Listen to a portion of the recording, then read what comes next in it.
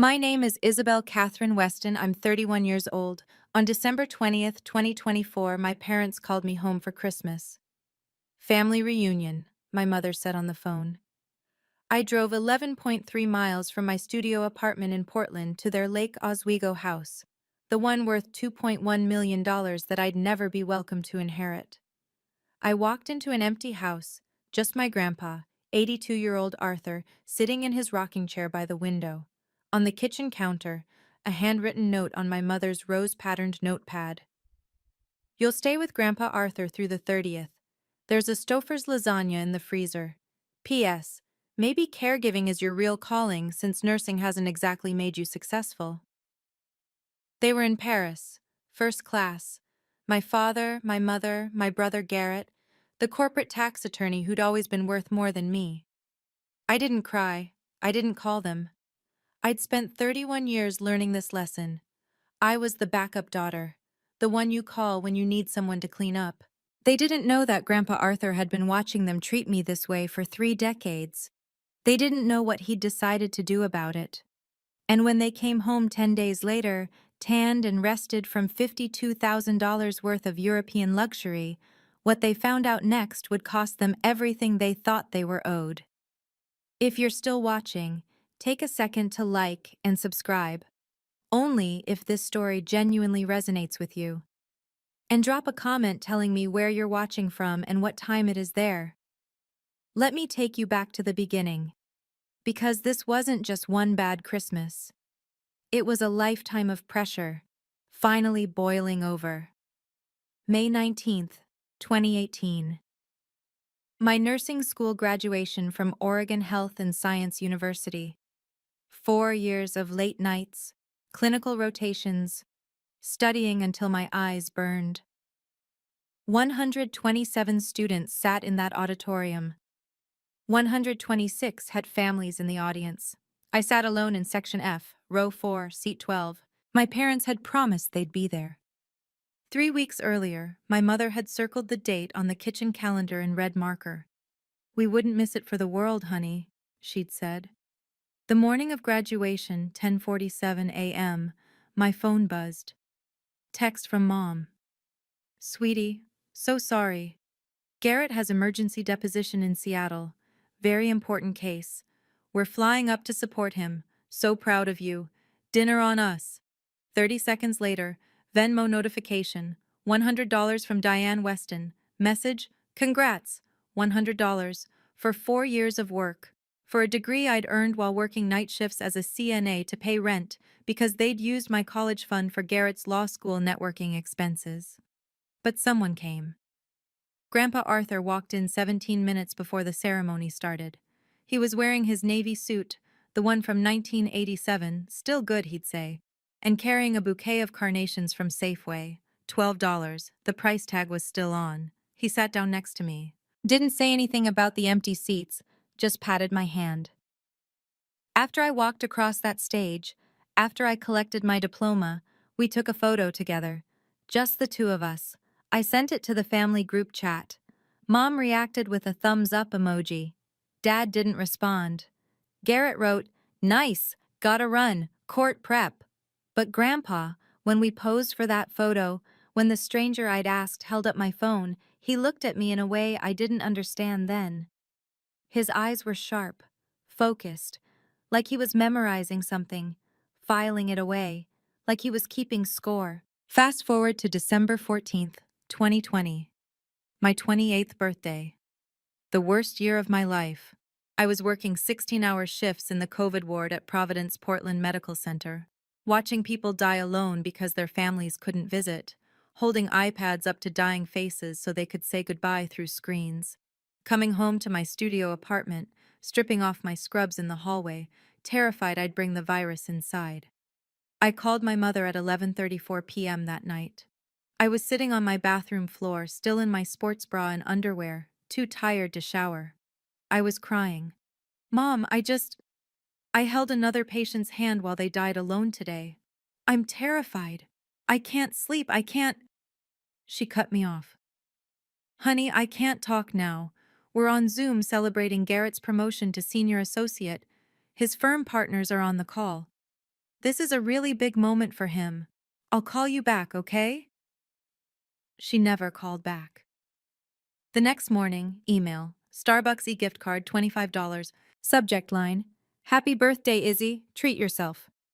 Garrett was making $285,000 a year at that point. I was making $68,000. But I was the one who needed to treat myself with coffee. I took a screenshot of that email. I don't know why. I just had this feeling, this instinct, that one day I'd need proof. Proof that this was real, that I wasn't imagining it. Thanksgiving 2022. November 18th, I called my mother. Are we doing Thanksgiving at the house this year? Her voice sounded surprised. Oh, sweetie, didn't we tell you? We're flying to Boston. Garrett's executive MBA program at Harvard has this wonderful family integration weekend. You understand, right? This is important for his career. Important for his career. Garrett, who already had a law degree from Georgetown, who already made six figures, who needed an executive MBA like a fish needs a bicycle. But it was Harvard, so of course they went. Alaska Airlines Flight 1832, Portland to Boston, November 22nd, 6:15 a.m. departure. They stayed 5 days. I invited Grandpa Arthur to my studio apartment. All 520 square feet of it. I'd never cooked a turkey before. I tried. It came out dry, one side burned because my oven was ancient and heated unevenly. The mashed potatoes were from a box. The cranberry sauce was from a can. We sat on my pull-out sofa bed because I didn't have a dining table. We ate off paper plates on our laps. Grandpa said, "This is the best Thanksgiving I've had in 30 years, Izzy, because someone actually wanted me here." I laughed. Thought he was being sweet, exaggerating, but he wasn't laughing. His face was serious, and in his eyes, that same look from my graduation photo, sharp, focused, keeping score. I counted once. In the 8 years between 2016 and 2024, my parents attended 0 of my life events. 0. They attended 23 of Garrett's. Work dinners, promotion parties, his son Grayson's birthday parties, his MBA graduation, networking galas, bar association awards, 23 to 0. I didn't get angry anymore. Anger requires energy, and I'd run out. I'd moved past anger into something colder. Acceptance. Numbness. The knowledge that this was just how things were. My boyfriend Trevor asked me in November 2024, "Babe, why do you still answer when they call?" "Because they're my family." "No," he said. "Family shows up. They just use you." I didn't argue, because he was right. So when my phone rang on December 15th, 2024, at 7:13 p.m., and I saw Mom on the screen, I should have known. I should have known that the warmth in her voice wasn't love. It was bait. Sunday, December 15th, 2024, 7:13 p.m. I was at Trevor's apartment. He was making homemade carbonara, the real kind, with guanciale he'd driven to a specialty butcher in southeast Portland to get. The kitchen smelled like garlic and black pepper. We were supposed to have a quiet night. Maybe watch a movie, maybe talk about the holidays. My phone lit up. Mom. I almost didn't answer, but I always answered. "Hello? Izzy, sweetheart?" Her voice was different. Warm. Soft. Almost guilty? "I know this is last minute, but we'd love to have you home for Christmas this year. Real family time. Just all of us together. It's been too long." I blinked, covered the phone, whispered to Trevor, "They want me for Christmas." Trevor's eyebrows went up. He knew the history. "What about Garrett?" I asked. "Oh, he'll be there too. The whole family. Grandpa's been asking about you." That made me pause. Grandpa never asked them about me. He just called me directly. Every Sunday at 6 p.m., like clockwork. We'd talk for 20 minutes about his tomato garden, about my patients, about nothing important, everything important. I hesitated. Okay, yeah, I can come. Wonderful. Mom's voice went up an octave. Relief. Or something like it. Come the morning of the 20th. We'll have breakfast together, spend the whole week. It'll be lovely. Then she added, almost as an afterthought, and honey, don't bring Trevor this year. Just family, okay? We need to reconnect. Red flag. Giant, waving red flag. But I ignored it, because in my head, the words, they want me home, were echoing like a prayer that had finally been answered. Okay, I said. I'll be there. After I hung up, Trevor put down his wooden spoon, turned off the stove. Babe, think about it. When was the last time they invited you to anything without needing something? Maybe they've changed, I said. Maybe people don't change, Isabel. Patterns do. And their pattern is using you. I felt defensive, protective of them, even though they'd never protected me. They're my parents. I have to believe. You don't have to believe anything. You choose to, every time. He was right. I knew he was right, but I couldn't stop hoping. Trevor had been planning something. I didn't know the details, but I'd seen the small velvet box on the top shelf of his closet when I'd reached for an extra blanket 2 weeks ago. I'd seen him researching Multnomah Falls, looking at permits for the viewing area, mumbling about fairy lights and timing. He was going to propose on Christmas Eve. And I was about to cancel everything for a family that had never chosen me. I got in my car, a 2011 Honda Civic with 183,000 miles on it. The check engine light had been on for 6 months. I couldn't afford to fix it yet. I took I-5 south to Highway 43, exited at Oswego. The drive took 28 minutes, light traffic, Christmas music on every radio station. I turned the radio off. Their house sat at the corner of Glenmorey Drive. Wrought iron fence, granite stone driveway. 4 bedrooms, 4,200 square feet, worth $2.1 million, according to Zillow. I'd checked once, late at night, wondering what it would be like to inherit something, anything. The driveway was empty. No BMW X5, that was Garrett's, no Lexus ES350. Dad's, no Mercedes GLC, Mom's, just Grandpa's 1998 Ford F-150, parked crooked to one side. Navy blue paint faded to gray in patches, 365,000 miles on it. He'd told me that number proudly last month. I sat in my car, engine off, counted my heartbeats. 105 beats per minute. Too fast. Something was wrong. But I opened the door anyway. 10:08 a.m. I walked up to the front door. It was unlocked. I pushed it open. Mom? Dad? I'm here. Silence. The house was cold. I checked the thermostat in the hallway, 64 degrees Fahrenheit. They always kept it at 72 degrees Fahrenheit when they were home. My mother hated being cold. The foyer had an 8-foot Christmas tree, white and gold lights, perfectly arranged. 14 wrapped boxes underneath. I counted them later. 12 had tags for Garrett, Brittany, and Grayson. 2 were labeled Gerald and Diane from Us with Love. 0 had my name. I walked through to the living room. The fireplace was cold, gray ash, at least 2 days old. No coffee smell from the kitchen. No dishes in the sink. The granite counters gleamed, untouched.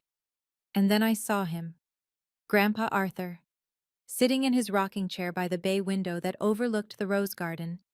He was wearing his flannel shirt, the blue plaid one, 20 years old, with a patch on the right elbow where he'd sewn it himself, brown khakis, white New Balance sneakers from 2003. He was staring out the window. He didn't turn when I came in. Grandpa?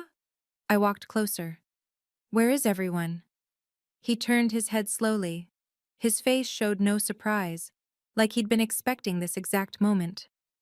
Europe, he said. Calm. Factual. What? Paris. Then Switzerland. Then Venice, I believe. He gestured toward the kitchen with one gnarled hand. Arthritis had twisted his knuckles years ago. Your mother left you a note. The world tilted slightly. They're in Europe? He didn't answer, just pointed again. I walked to the kitchen on legs that felt numb. On the black granite counter sat my mother's notepad. Rose pattern, pastel pink, from William Sonoma, $18 for 50 sheets. She used it for grocery lists and passive-aggressive reminders. The handwriting was her perfect cursive, former piano teacher handwriting, every letter practiced. I read the first line. Isabel, emergency change of plans. Emergency. The word emergency. Like this was a crisis. Like Garrett inviting them to Europe was something that required immediate action. And I was just the solution to the leftover problem. My brain refused to process it the first time. I read it again. Isabel, emergency change of plans. Garrett invited us to Europe. His treat. So generous. We leave this morning. You'll stay with Grandpa Arthur through the 30th. He needs his meds twice daily. You're a nurse. You know the drill. There's a Stauffer's lasagna in the freezer. We'll bring you back Swiss chocolate. P.S. This is good practice for you. Maybe caregiving is your real calling since nursing hasn't exactly made you successful. Mom. I read it 3 times.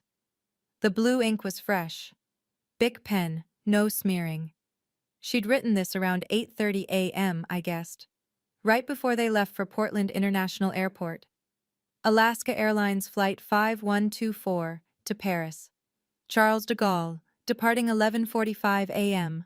I looked that up later. They hadn't called, hadn't texted, a note, left on a counter. Emergency change of plans. His treat, so generous. You're a nurse, you know the drill. Hasn't exactly made you successful. My hands should have been shaking. I waited for tears, for anger, for something. Nothing came. Just cold. I folded the note carefully, put it in my hoodie pocket, walked back to the living room. Grandpa Arthur still hadn't moved, still staring out at the garden. I looked up. Above the fireplace. The mantel. 3 stockings hung there. Red velvet, gold embroidery. Gerald. Blue velvet, silver embroidery. Diane. Green velvet, gold embroidery. Garrett. The mantel was 6 feet long. Plenty of room for more. But there were only 3. Grandpa said quietly, not looking at me. They hung them Wednesday night. December 18th. 2 days before they called me. 2 days before they invited me home. They'd already decorated, already planned Christmas, already decided who belonged. I stood there staring at those 3 stockings, at the empty space beside them, and I realized they'd planned all of this, the decorations, the tree, the trip, the note, everything. They just hadn't planned on me being part of it. December 20th, 10:14 a.m. Somewhere over the Atlantic Ocean, my family was drinking champagne in business class, flying toward Paris. And I was standing in a $2.1 million house I'd never inherit, with a man they'd left behind like luggage they didn't want to carry. The only difference was, Grandpa Arthur was the only one who'd ever actually wanted me there. I pulled the note back out of my pocket, unfolded it, read it again slowly this time. Every word. You're a nurse, you know the drill. Using my profession as a tool, as justification, as if my 8 years of training, my state license, my expertise in end-of-life care, all of it existed just so I could be their unpaid caregiver when convenient. His treat, so generous. 3 exclamation points in a 6-sentence note about Garrett, 0 about me. Hasn't exactly made you successful. She'd underlined the word, exactly. I hadn't noticed that the first time. She'd pressed the pen down harder there. Emphasis, intentional. My mother had deliberately told me, in writing, that my career, helping dying patients maintain dignity in their final days, was not successful. Garrett helped corporations avoid paying taxes. He made $285,000 a year. He was successful. I made $68,000 helping people die in peace. I was not. I walked to the freezer, opened it. One item inside: Stuffer's family size lasagna, $8.99. The price tag was still on it. That was it. That was the food they'd left for 10 days for an 82-year-old man with diabetes. I opened the refrigerator. 2 liters of 1% milk, expiration date December 18th. Already 2 days expired. A jar of Dijon mustard, 3 eggs, a bag of salad mix, wilting brown at the edges. The pantry: granola bars, canned soup, crackers. They'd left enough food so Grandpa wouldn't starve. Nothing more. From the living room, Grandpa called out, "Don't worry about food, Izzy. I've got soup." His voice wasn't weak, wasn't asking for pity. It was steady, controlled. I closed the refrigerator and stared at it. I thought about calling my mother, thought about what I'd say. In my head, the conversation played out. "Mom, you left me here without even asking if I was free? Sweetie, you weren't busy, and you're so good at this kind of thing. Why didn't you tell me sooner? It was last minute. Garrett surprised us with this generous gift. I had plans with Trevor. Oh, honey, you see him all the time. This is family." I knew that script by heart. I'd lived it for 31 years. Every time I objected, I got gaslit. "You're overreacting. You're too sensitive. We thought you'd be happy to help." If I called, I'd end up apologizing to them. Somehow, I always did. So I didn't call. Instead, I texted Trevor. 10:33 a.m. "They're not here. It's just me and Grandpa. I'll explain later." His reply came in seconds. "Jesus Christ, Isabel." I didn't respond. What would I even say? "You were right? I'm sorry? I should have listened." All true. All useless now. I put my phone away. Looked at the note one more time. Then I did something I can't fully explain. I didn't crumple it. Didn't throw it away. I folded it neatly along the creases my mother had already made. Put it back in my pocket. Some part of me, the hospice nurse part maybe, the part trained to document everything, knew I needed to keep it. Evidence. Of what? I wasn't sure yet. I walked back to the living room. Grandpa was still in his chair, still looking out at the garden where nothing was blooming. December in Oregon. Just bare branches and dead leaves. "Grandpa," I said quietly, "I'm staying. For the 10 days. Until they get back." He finally turned to look at me. Really look at me. "You're a good girl, Izzy," he said. "Better than they deserve." And then he said something that I didn't understand until much later. "They didn't know that about you. But I always did." His eyes were sharp, focused, like he knew something I didn't, like he'd been waiting for exactly this moment. December 20th, evening. My old room wasn't a room anymore. It was storage. Boxes of Garrett's old law textbooks. My mother's sewing machine she'd used twice. Christmas decorations from the 90s. I found my old twin bed frame under a plastic tarp, pulled it out, made it up with sheets from the linen closet. The room smelled like dust and forgotten things. At 7:45 p.m., I went downstairs. "Grandpa, let me see your medications."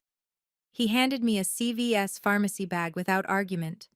Inside, 4 prescription bottles. Metformin 500 milligrams. Take 1 tablet twice daily for type 2 diabetes. Atorvastatin 20 milligrams. Take 1 tablet every evening for cholesterol. Baby aspirin 81 milligrams. Take 1 tablet every morning. Glucosamine 500 milligrams. Take as needed for joint pain. I set alarms on my phone. 8 a.m. and 8 p.m. for the metformin. I checked the dosage, the prescribing doctor, the fill date. Everything current. "Grandpa, when did you last check your blood sugar?" "This morning, before they left. It was 131. "Can I check it now?" He held out his hand. I pricked his finger with his glucometer, 128 milligrams per deciliter, good control. I logged it in a notebook I found in the kitchen drawer. He watched me do all this. Then he said, "You take this seriously." "I'm a hospice nurse, Grandpa. I don't assume, I verify." He studied my face for a long moment. "Hospice. You take care of people who are dying. I help them die with dignity. There's a difference." "Do they know what you do?" he asked. "Really understand?" "Who?" "Your parents. Garrett. Do they understand you hold people's hands when they take their last breath?" The question hung in the air for 4 seconds. I counted. "No," I said finally. "I don't think they do." Grandpa nodded once, sharp, decisive, like I'd just confirmed something he already knew. I woke up at 6:30 a.m. to sounds downstairs. I went to the window. Grandpa was in the garden. It was 34 degrees Fahrenheit outside, frost on the grass. He was wearing his flannel and a canvas jacket, kneeling by the raised beds, pulling weeds from around his tomato plants. They weren't fruiting, wrong season, but he tended them anyway. I got dressed, went out. "Morning, Grandpa." He looked up, surprised. "You're up early." "Hospice nurses don't sleep in. Can I help?" We worked in silence for 20 minutes. He showed me his tools. A hand trowel from 1983, gardening gloves with 6 patches sewn on by hand. Everything old, everything maintained. "Your grandmother planted these in 1987, he said, touching a tomato vine. "I've kept them going 37 years. "You could hire someone to do this." "I could, but then who would remember her?" We went inside. I made coffee in his Mr. Coffee machine, the one from 1991, $19.99 price tag still stuck to the bottom. He showed me. "This machine is older than some of my coworkers," I said. "Still works. Why replace it?" We sat at the kitchen table with our coffee. Just us. The house was so quiet. Then Grandpa asked, "Izzy, do you know how much this house is worth?" I blinked. Uh, Zillow says around $2.1 million? "And do you know who owns it?" I hesitated. "Dad?" "No." He didn't elaborate, just sipped his coffee, stood up, walked to his chair in the living room, left me sitting there with that single word hanging in the air. No. December 21st, afternoon. Grandpa wanted to go to the grocery store. I offered to drive. "I'll drive," he said. 365,000 miles on that truck. I know every rattle. Let an old man have his dignity." So I sat in the passenger seat of his 1998 Ford F-150. Navy blue, paint faded. The interior smelled like sawdust and Old Spice. The radio was AM/FM only. No Bluetooth, no auxiliary cord. He drove 12 miles to Fred Meyer on Highway 43. Steady, careful. 5 miles under the speed limit. Other cars honked when they passed. He didn't care. While he went inside to buy soup and bread, I sat in the truck. I opened the glove compartment looking for tissues. Found the registration, insurance card, and a business card. Bernard Price, Esquire, Estate Planning and Trust Law. Portland, Oregon, 553-555-192. The card was old, corners bent, on the back in Grandpa's handwriting. Call before December 28th. Today was December 21st. I stared at that card for a long time. Estate planning, trusts, a deadline. I put it back exactly where I'd found it. When Grandpa came back with 2 bags of groceries, I didn't mention it. We had dinner at 6 p.m. Campbell's tomato soup and grilled cheese sandwiches Grandpa made on a cast-iron skillet from 1975. We sat at the kitchen table, just the 2 of us. "Your parents called me yesterday," Grandpa said. "From Paris." I looked up, surprised. "They did?" "Asked if I was managing okay. I said you were here. Your mother said, 'Oh, good, then you're taken care of.' She hung up after 90 seconds. He pulled out his phone, a flip phone, not a smartphone, and showed me the call log. "Incoming, Diane Weston, December 20th, 2:47 p.m. Duration, 1 minute 34 seconds. They hadn't asked about me, hadn't asked if I'd arrived safely, hadn't apologized for the note, for the surprise, for anything. Just, "Are you taken care of?" "At least they called," I said weakly. Grandpa set his phone down, looked at me with an intensity that made me stop chewing.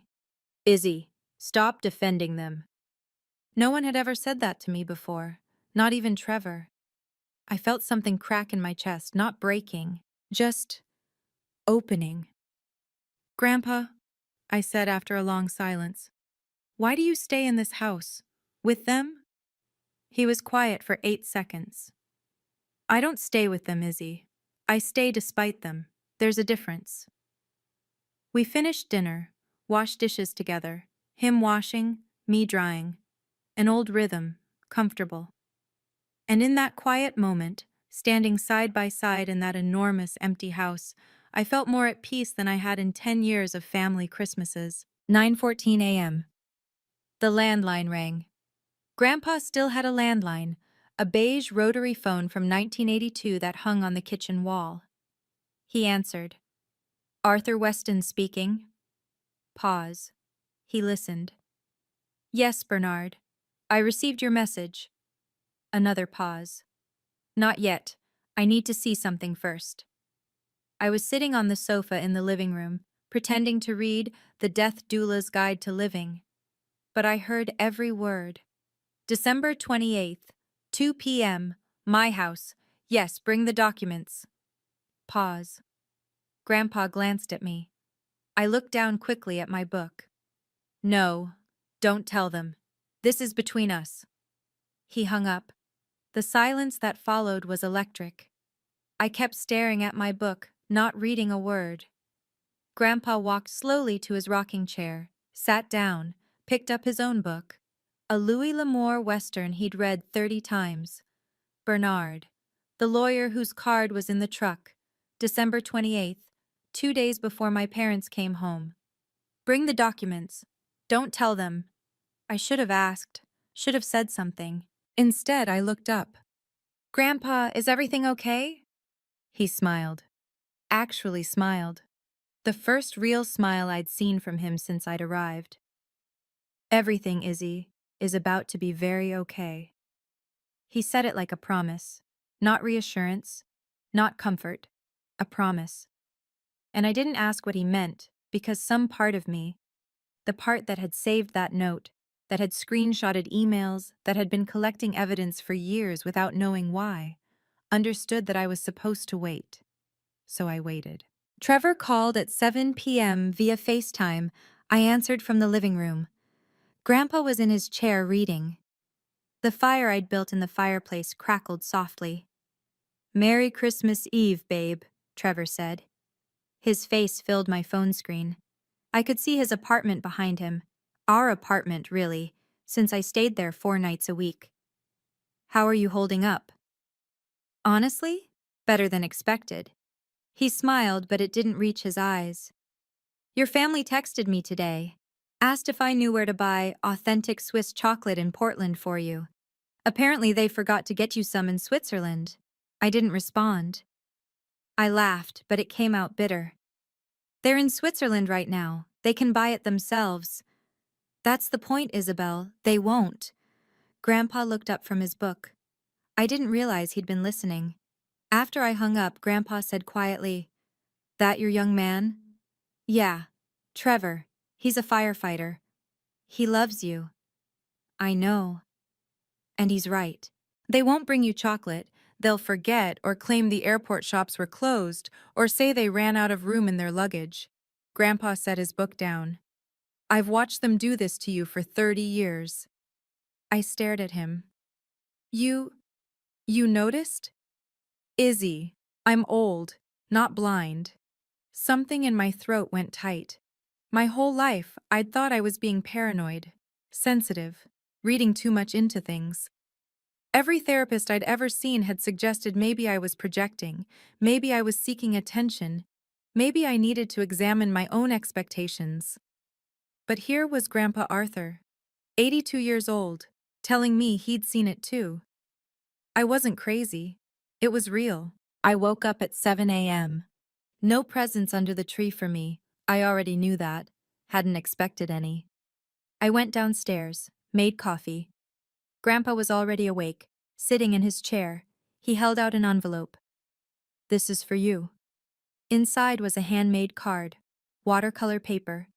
He'd painted a tomato plant in shaky strokes, red fruit, green leaves. Inside, his handwriting. Izzy, thank you for being here. Not because they asked, because you chose to. Grandpa Arthur.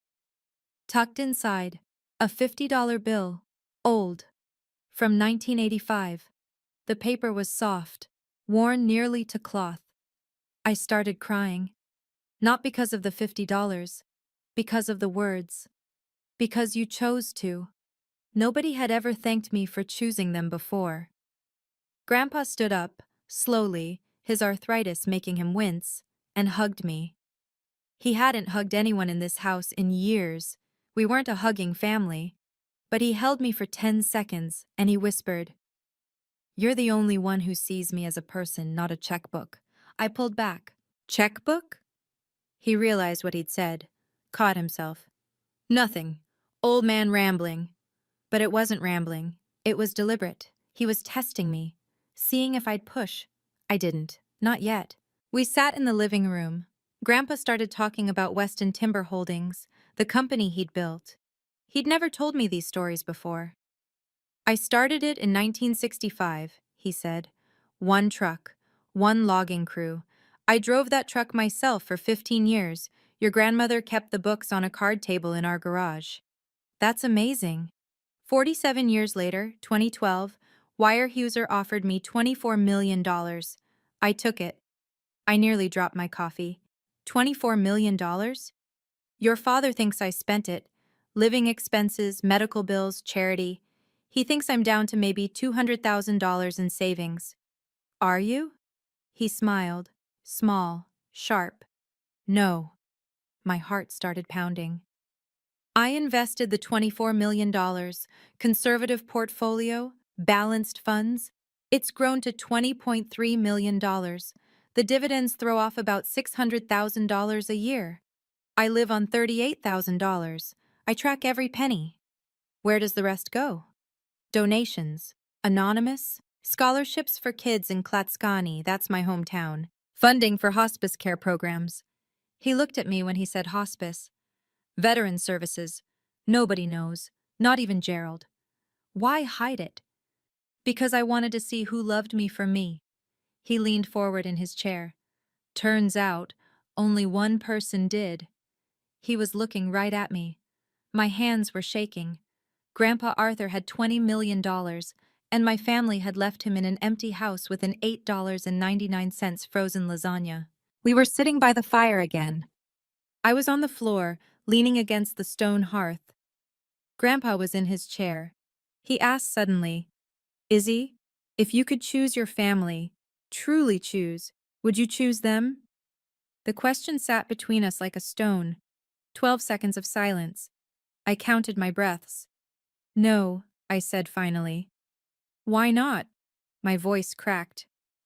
"Because they don't see me. I'm a tool, a backup plan, a convenience. I've spent 31 years trying to earn something they're never going to give me. And what's that?" I had to force the words out. "Love, respect, just being wanted."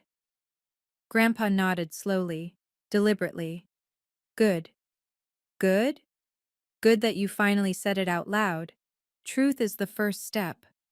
"First step to what?" "You'll see. December 28th. The lawyer, the documents, the phone call." "Grandpa, what's happening on the 28th?" His eyes were steady, clear, focused. "Justice, Izzy. Quiet, legal, irreversible justice." December 27th. Morning. Grandpa asked me to drive him to the bank, U.S. Bank, Lake Oswego branch. He went into the vault alone. I waited in the lobby. 18 minutes. He came out carrying a brown leather folder, secured with a brass combination lock. He didn't open it, just put it in his canvas bag. In the car, on the way home, he said, "Tomorrow, 2 p.m., A lawyer named Bernard Price will come to the house. I need you there. Why? Because this involves you. My heart hammered. Involves me how? He didn't answer, just stared out the window at the gray Oregon sky. Back at the house, Grandpa went to his room. I heard him on the phone. Couldn't make out words, just the low rumble of his voice. When he came back downstairs, he looked settled, like a decision had been made. I texted Trevor. Something big is happening tomorrow. I can't explain yet, but I think I'm going to be okay. His reply, "You've always been okay, Isabel. They just made you think you weren't." I read that text 5 times. That night I couldn't sleep. I lay in my childhood bed that wasn't mine anymore, in a room full of other people's boxes, and I thought about 31 years, graduations missed, birthdays forgotten, Thanksgivings alone, COVID shifts when I was terrified and no one called, Trevor's proposal delayed, the note. Maybe caregiving is your real calling since nursing hasn't exactly made you successful. And I realized something. I didn't need forgiveness anymore. I needed justice. While I lived those 7 days with Grandpa in silence and simplicity, my family lived something very different. I know because I watched. Garrett's wife, Brittany, has an Instagram account. @BritWestonLux. 3,400 followers. She documents everything. I followed it obsessively, screenshotted every post. I don't know why. The same instinct that made me save the note, evidence. December 21st, 2:34 p.m. Brittany's post. Photo of champagne flutes on a breakfast table. Eiffel Tower perfectly framed in a floor-to-ceiling window behind them. Caption. Paris Magic hashtag Le Maurice hashtag Living Our Best Life. Le Maurice. I looked it up.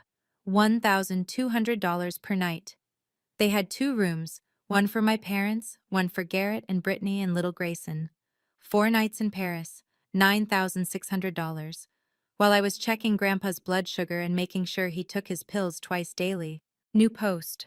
All 5 of them on a ski slope. My father in a black parka, my mother in white, Garrett and Brittany in matching red jackets, Grayson in a tiny blue snowsuit. Caption. Christmas Eve, Eve in the Swiss Alps, hashtag the Chetty Andermatt hashtag family goals. The Chetty Andermatt. I looked it up too. $1,800 per night.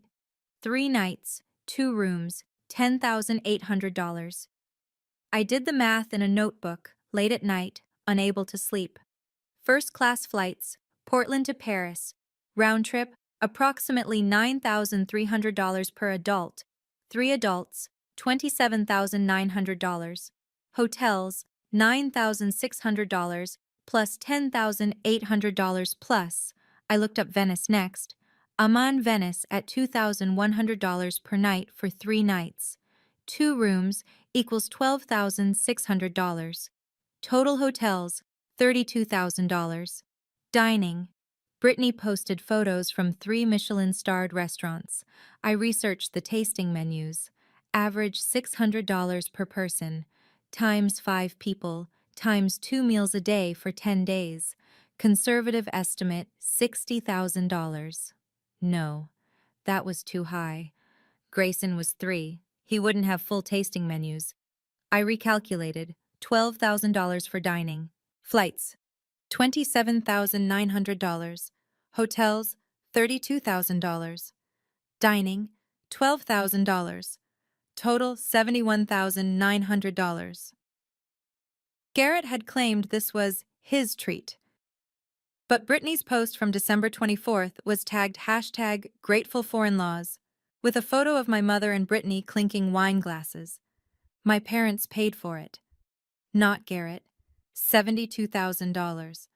While I ate an $8.99 frozen lasagna on Christmas Day, sitting on the kitchen floor at 11:47 p.m., because I was too tired to sit in a chair after doing Grandpa's laundry, cleaning the bathrooms, checking his medications, making sure he was warm and fed and safe. December 26th, 9:02 a.m. Brittany posted a photo of a gondola in Venice. Everyone in designer coats. Grayson holding a gelato.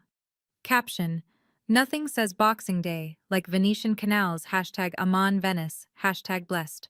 Blessed. I stared at that word for a long time. My phone buzzed. Text from Mom. Hi, honey. Hope you and Grandpa are having a nice time. We're in Venice. Absolutely stunning. How's everything going? I typed 4 different responses. Deleted all of them. Finally sent. Fine. Grandpa's doing well. Her reply came in seconds. Oh, good. We'll be home the 30th. Don't forget his evening meds. XO. Don't forget his evening meds. I'm a hospice nurse. I manage medication schedules for 12 dying patients simultaneously. I track morphine drips, fentanyl patches, anti-nausea protocols, pain scales, comfort measures. But my mother felt the need to remind me, while she was drinking Prosecco in Venice, to remember Grandpa's pills. I screenshotted the text, added it to a folder on my phone I'd labeled Evidence. 18 screenshots now. Grandpa appeared in the kitchen doorway. I didn't know he'd been standing there. Did they ask how you are? He said quietly. I looked back at the text. We're in Venice, absolutely stunning. How's everything going? Everything. Not how are you, everything. Which meant, is Grandpa still alive? No, I said. They didn't. Grandpa nodded once. They never do. That night I couldn't sleep again. I opened my notes app. Did more math. My salary, $68,000 per year. After taxes, approximately $51,000. Per month, $4,250. Per week, $981. December 20th to 30th equals 10 days. I'd earned $1,403 in those 10 days, gross. Before taxes, about $1,050 net. Their trip, $72,000. Their trip cost 68.5 times what I earned while caring for Grandpa. Put another way, their vacation cost more than I'd earn in 14 months of full-time hospice nursing. Garrett made $285,000 a year. In the 10 days they were gone, he earned approximately $10,959, even though he wasn't working. Paid time off. I earned $1,050, working 24/7, no pay, no thank you.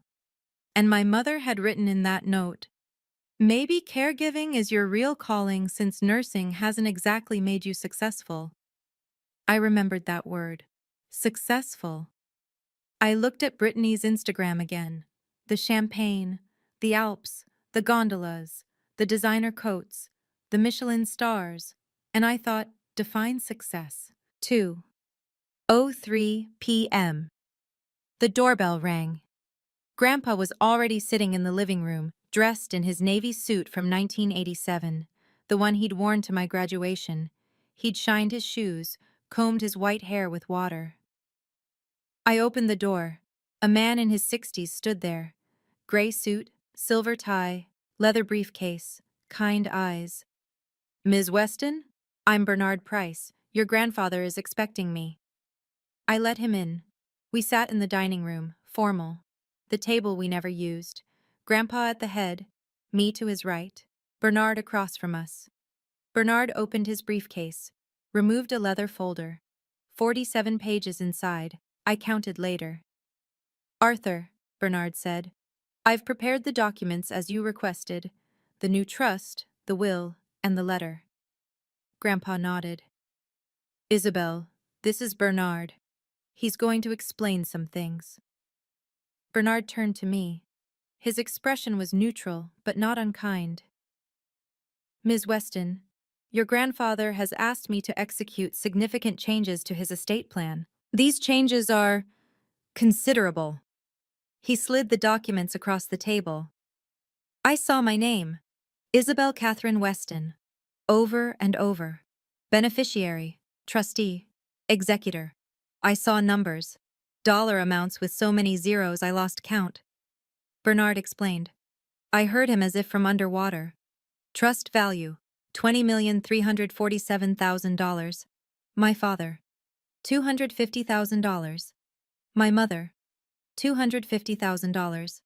My brother, $250,000. Designated charities, $4,500,000. Isabel Catherine Weston, $15,047,000. Plus full discretionary control over any additional distributions to family members. I couldn't breathe.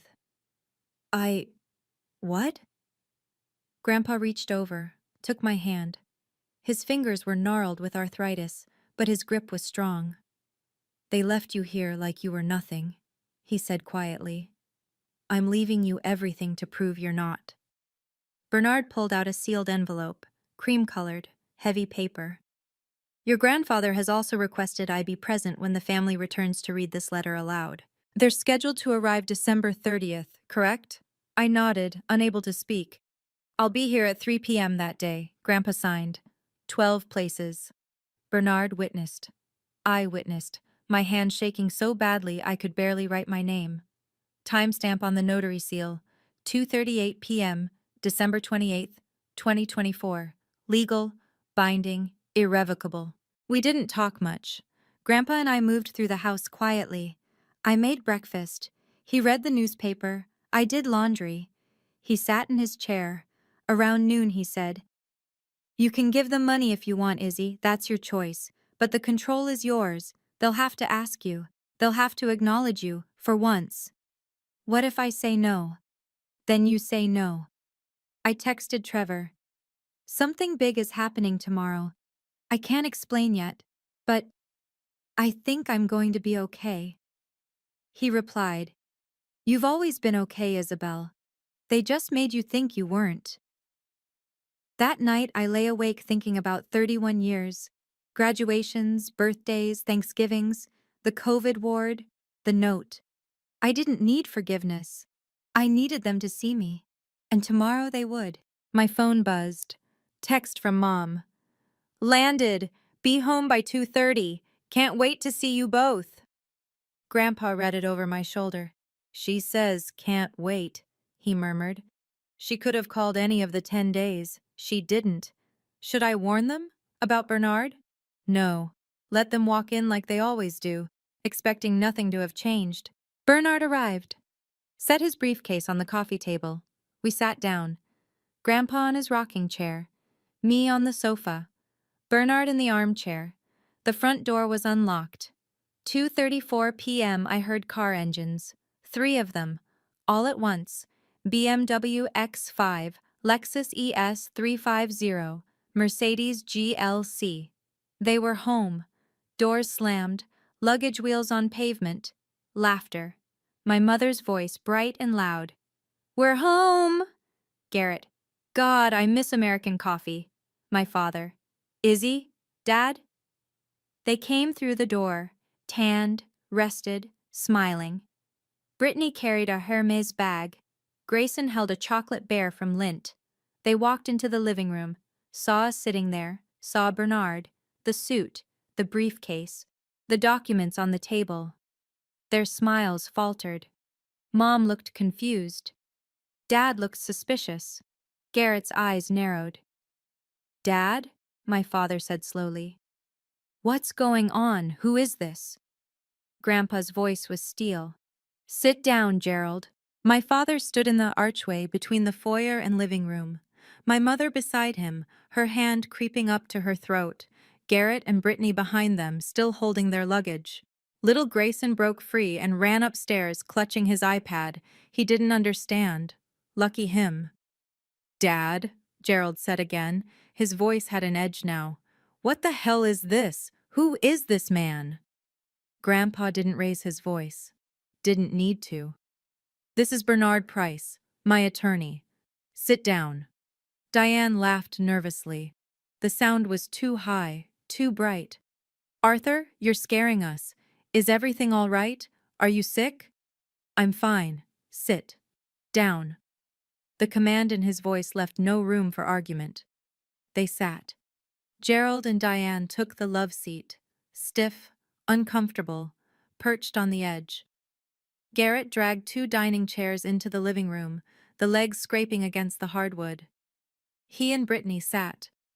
Garrett's knee started bouncing immediately. A tell. He only did that when he was nervous. I stayed on the sofa next to Grandpa's chair. Bernard sat across from all of them, briefcase open, hands folded calmly over the documents. The silence stretched. Diane broke first. She looked at me. Actually looked at me for the first time since walking in. Izzy, honey, what is this about? I met her eyes, kept my voice level, cold. I don't know, Mom. Grandpa didn't tell me in advance either. But unlike you, I was here. Her face went pale. Gerald's jaw tightened. I saw the muscle jump. Garrett leaned forward, elbows on his knees, trying to take control of the situation, lawyer mode. Grandpa, if this is about money, we can discuss this privately. You don't need a lawyer for... Grandpa cut him off. Yes, I do. Because you would have talked me out of it. Garrett blinked. Talked you out of what? Changing my will. The words dropped like a bomb into still water. Silence. I counted. 4 seconds. 5. Garrett's face shifted through 3 expressions in 2 seconds. Confusion, then calculation, then something that looked like panic.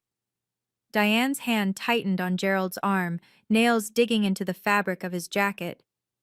Gerald spoke slowly, carefully, the way you'd speak to someone on a ledge. You changed your will. Yes. When? December 28th, 2 days ago. Diane's voice went up an octave. While we were gone? Grandpa leaned forward. The rocking chair creaked. No, Diane. While you abandoned me. And Isabel. The word abandoned hung in the air like smoke. Diane flushed red. Her mouth opened, closed. She looked at Gerald for help. Gerald tried a different approach, softening his voice. Concerned son. Dad, we didn't abandon you. We left you in good hands. Isabel is a professional caregiver. We knew you'd be safe with her. You left her a note, Grandpa said. His voice was still quiet, but now it had an edge like broken glass. You didn't call. You didn't ask if she was available. You wrote a note and left for Europe. It was last minute, Diane started. It was selfish. Garrett stood up suddenly, chair scraping, pointing at me. Did you put him up to this? Every eye turned to me. I stayed seated, hands folded in my lap, voice steady. I didn't even know until yesterday. Brittany tugged at Garrett's sleeve. Babe, sit down. He shook her off. Grandpa, she's manipulating you. She's a nurse. She knows how to work vulnerable elderly people. This is textbook. Grandpa stood. It took him effort. His arthritis made every movement painful, but he stood. All 5 feet 9 inches of him, 160 pounds, 82 years old, and in that moment he was a giant. Sit down, boy. Garrett sat. I had never heard Grandpa use that voice before. None of us had. Isabel didn't manipulate anything. She was here. She checked my blood sugar twice a day. She made sure I took my medications. She cooked meals. She did laundry. She sat with me on Christmas Day when I was alone because the 3 of you were drinking champagne in Paris. Gerald opened his mouth. We asked her to. You told her. There's a difference. My mother's eyes darted to the kitchen counter. I followed her gaze. The note was still there, where I'd left it 10 days ago. She realized Grandpa had read it. Her face went white. Garrett was breathing hard now, trying to regain control. Grandpa, how much are we talking about? What did you change? Grandpa looked at Bernard, nodded once. Bernard opened the folder, and I watched my family's world end. Bernard's voice was calm, professional. He could have been reading a grocery list, but every word was a hammer blow. Arthur James Weston's Revocable Living Trust. Amended December 28th, 2024. He paused, made sure everyone was listening. Total assets, $347,000. Diane gasped. Actually gasped. Her hand flew to her mouth. Gerald's eyes went wide. 20 million? Dad, I thought you said— You thought I was poor, Grandpa said quietly. I let you think that. I wanted to see who loved me when they thought I had nothing. Bernard continued, unruffled. Distribution as follows. Another pause. I could hear Diane's breathing, quick and shallow. To Gerald Thomas Weston, $250,000. Gerald's face went slack. To Diane Marie Weston, $250,000. Mom made a small sound in her throat. Not quite a sob. Something worse. To Garrett Alexander Weston, $250,000. Garrett was staring at Bernard like he'd been slapped.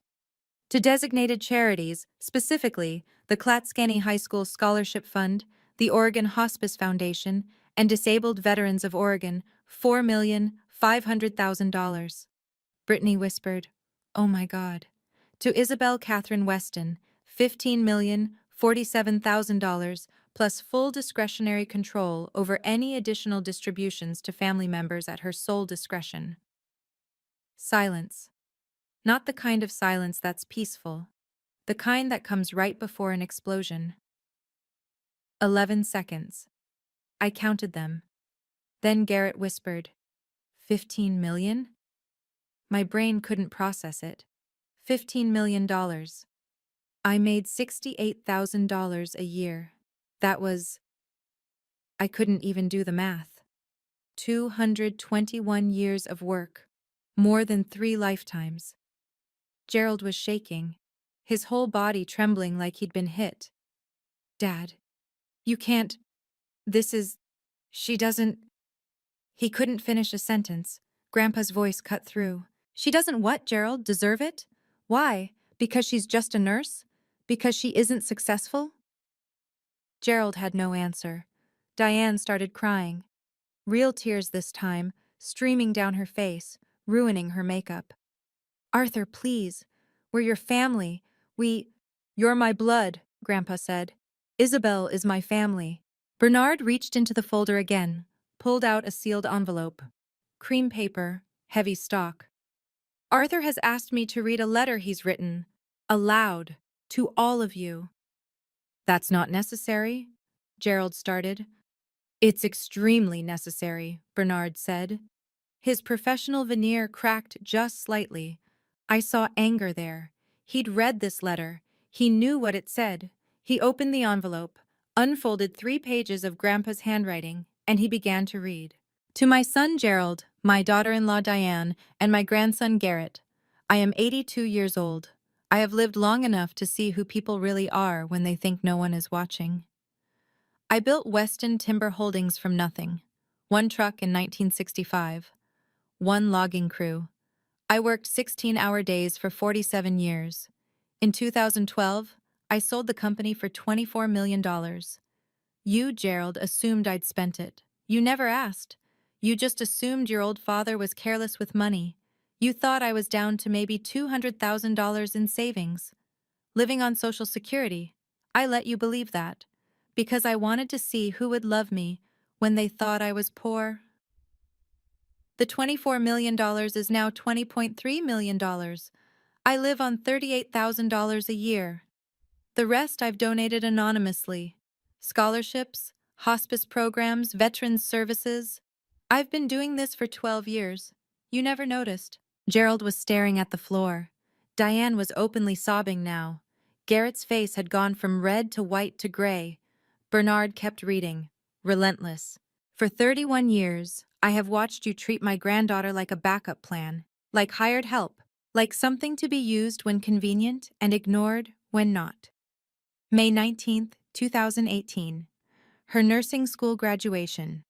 You missed it to fly to Seattle for Garrett's deposition. You sent her $100 on Venmo. December 14, 2020.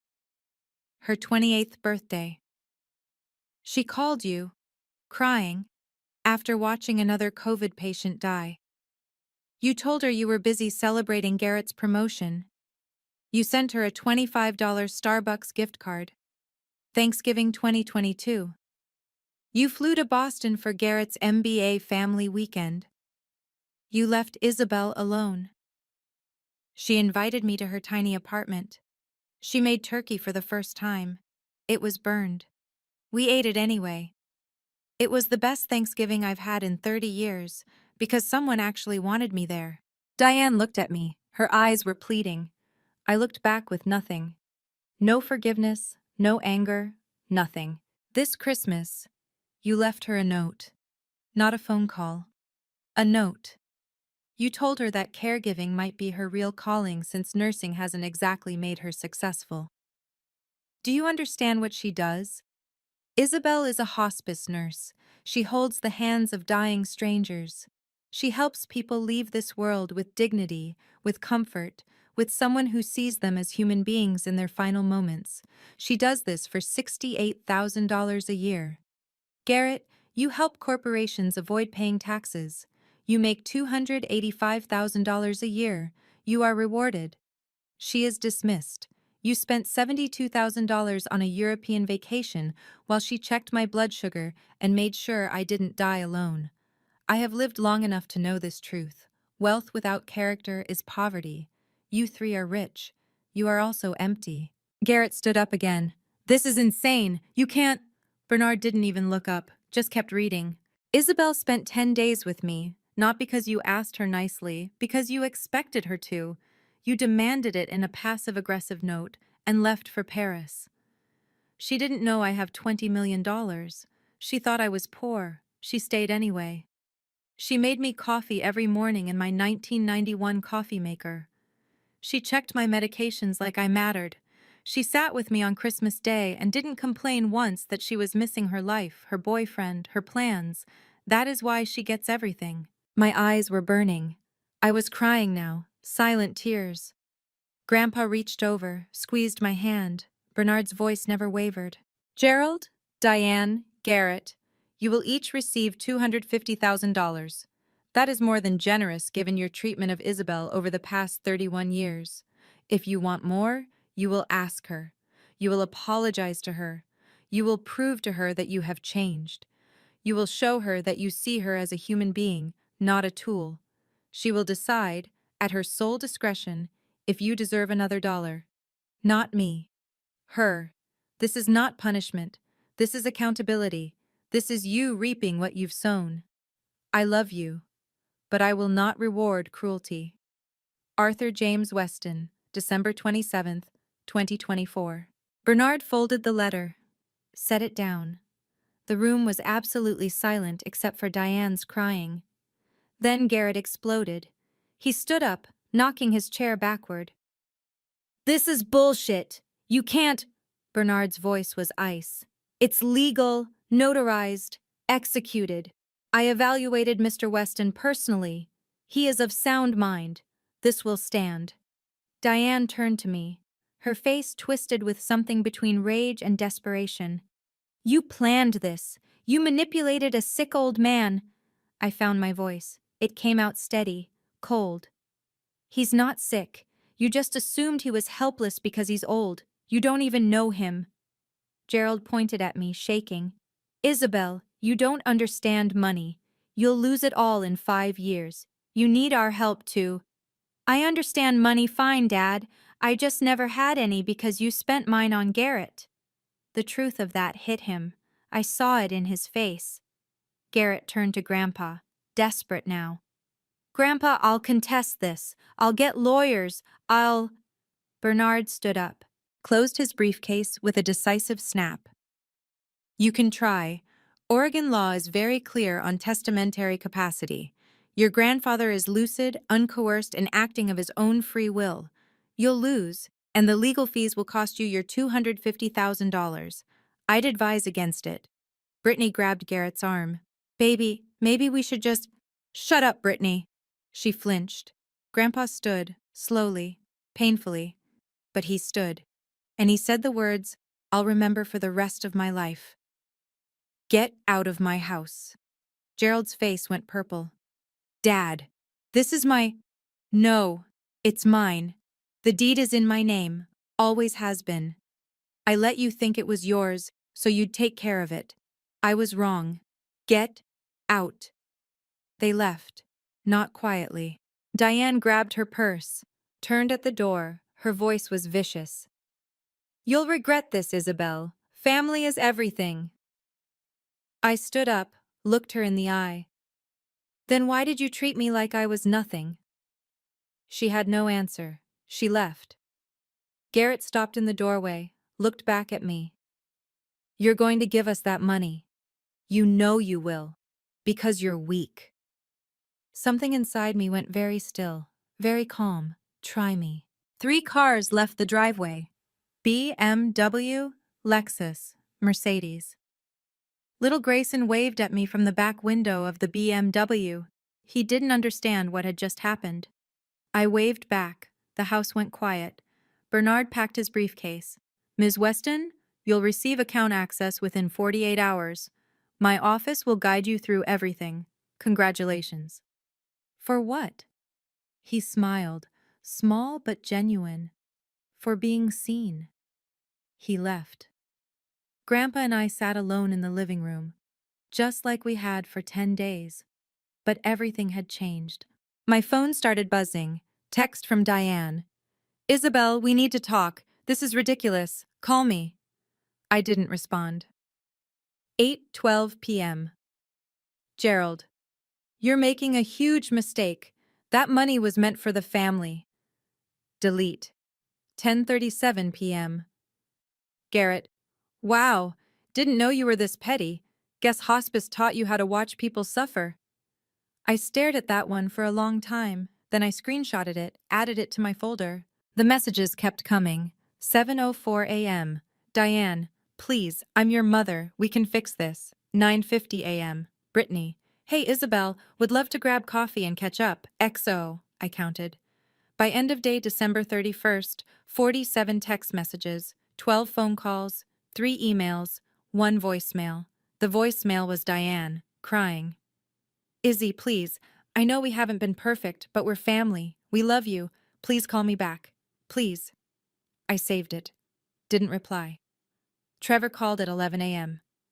Babe, what the hell happened? Your mom called me, asked what I did to turn you against them. I'll explain in person. Can you come over? On my way. December 31st, 2:18 p.m. I knock at the door. I opened it. Diane stood there, alone, no makeup. First time I'd seen her without it in maybe ever. Eyes swollen, holding a Tupperware container. Izzy, sweetheart, can we talk? Just us? I stood in the doorway, didn't invite her in. What do you want, Mom? I brought cookies, your favorite, Snickerdoodle. I looked at the container, looked at her. I'm allergic to cinnamon, Mom. I have been since I was 12. She blinked, confused. What? You don't know that, because you've never paid attention. Snickerdoodles are Garrett's favorite, not mine. I saw the realization hit her face. She'd been making Garrett's favorite cookies for 19 years and calling them mine. Isabel, I know we haven't been perfect, but… Haven't been perfect? My voice rose.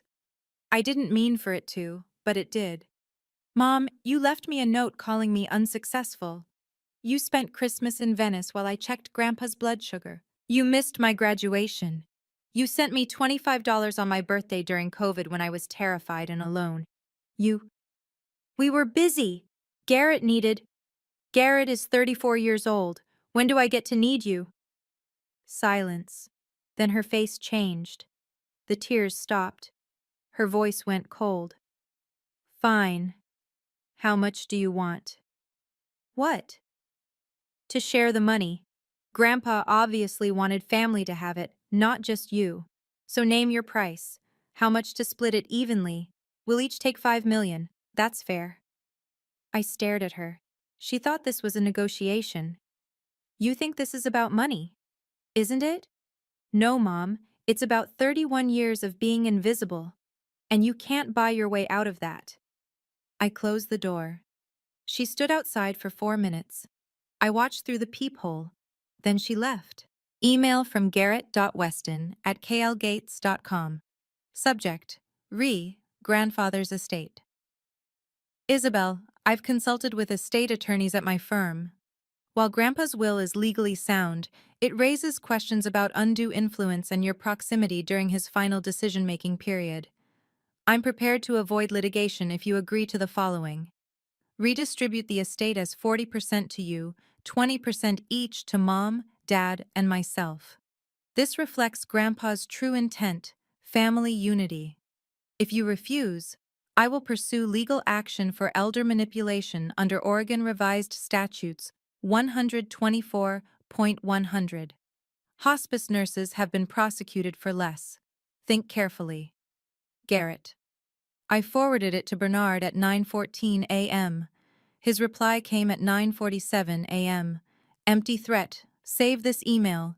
If he files anything, we'll use it to show harassment and possible bar ethics violations.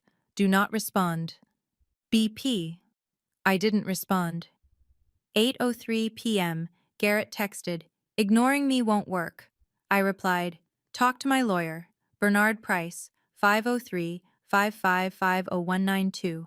Garrett, "You have a lawyer now? Jesus Christ." Me, "Yep." Gerald called. Left a voicemail, the only one I listened to all the way through. "Isabel, it's Dad.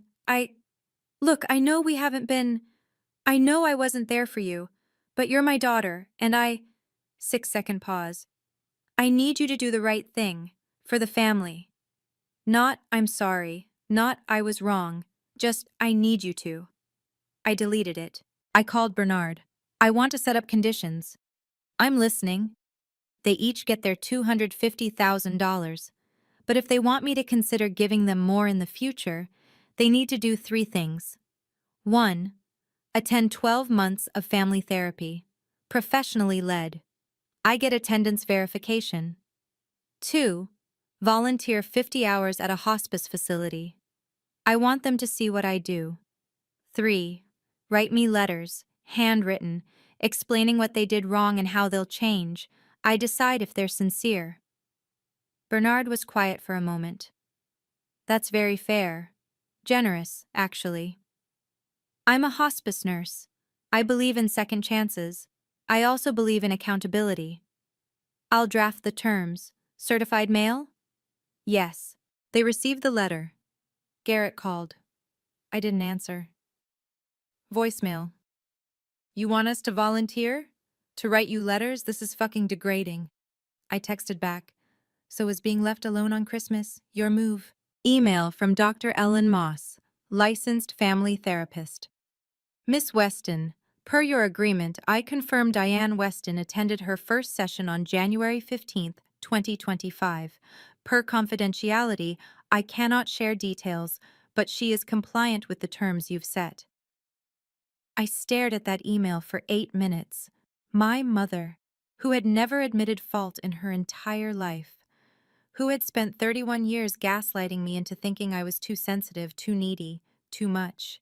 She was going to therapy because I'd made it a condition of receiving more money.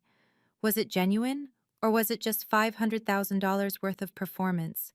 I didn't know yet. Gerald enrolled. Confirmation email from Dr. Moss. January 29th. Garrett didn't. Instead, he sent a text. "I'm not jumping through hoops for money that should have been mine. Keep it. I don't need you." I replied, "Okay." That was it. Just okay. Because I didn't need to convince him. Didn't need to argue. Didn't need to prove anything. The ball was in his court.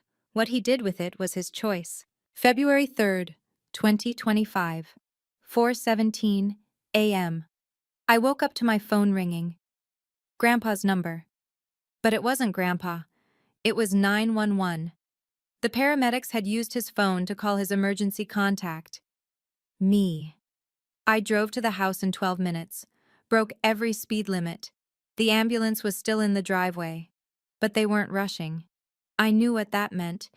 Inside, Grandpa was in his rocking chair, eyes closed, peaceful. The paramedic, a woman in her 40s, looked at me with professional sympathy. "I'm sorry.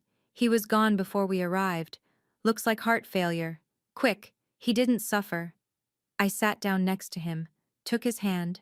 It was still warm. Can I have a minute? Of course. They left me alone with him. I did what I'd done with hundreds of patients over 8 years. Held his hand, closed his eyes gently, whispered, "You're free now." But before that, I leaned close to his ear. "Thank you," I whispered, "for seeing me, for proving I wasn't crazy, for giving me justice. And I swear, I know it's impossible, I know he was already gone, but I swear his hand squeezed mine. Just once." Ash spreading ceremony. Grandpa had planned it all in advance. Cremation, no service. Ashes spread in his tomato garden. Gerald came, Diane came, Garrett came. They stood far apart, didn't speak to each other, barely looked at me. I scattered Grandpa's ashes myself, around the roots of the tomato plants he'd kept alive for 37 years. After, Diane approached me.